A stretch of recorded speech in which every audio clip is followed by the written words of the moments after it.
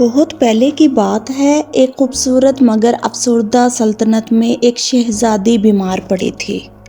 کوئی دوا، کوئی حکیم، کوئی جادو اس کی بیماری کا علاج نہیں کر رہا تھا۔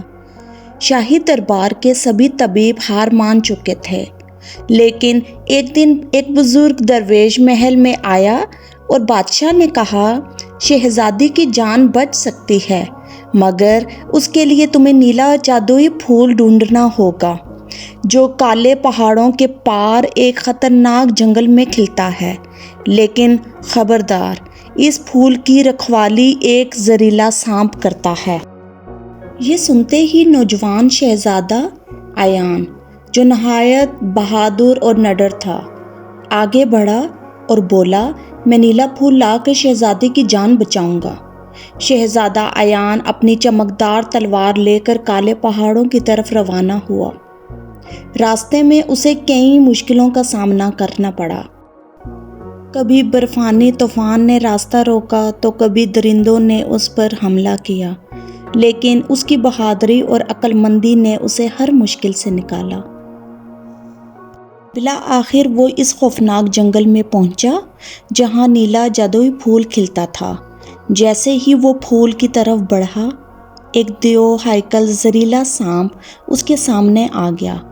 اس کے سر پر سنہری تاج تھا اور اس کی آنکھیں سرخ انگاروں کی طرح دیکھ رہی تھی۔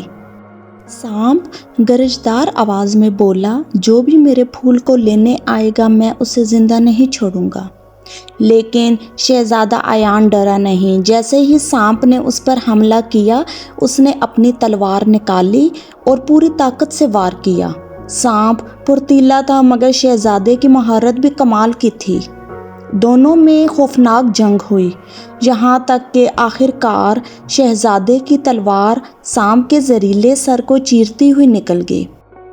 سانپ ایک خوفناک چیخ کے ساتھ زمین پر گرا اور راکھ میں بدل گیا۔ جنگل کے درخت سرسرانے لگے اور جیسے ہی سانپ مرا، نیلا پھول چمکنے لگا۔ شہزادہ ایان نے نرمی سے اسے توڑا اور محل کی طرف روانہ ہو گیا۔ محل پہنچتے ہی اس نے نیلا جادوئی پھول شہزادی کے ہاتھ میں رکھا۔ جیسے ہی پھول کی خوشبو اس کے جسم پہ اتری، وہ معجزاتی طور پر صحت مند ہو گئی۔ بادشاہ نے خوش ہو کر شہزادے کو اپنی بیٹی کا ہاتھ دے دیا اور دونوں کی شادی بڑی دھوم دھام سے ہوئی۔ یوں شہزادہ ایان کی بہادری نے نہ صرف شہزادی کی جان بچائی، بلکہ ایک نئی داستان رقم کر دی جو صدیوں تک سنائی جاتی تھی۔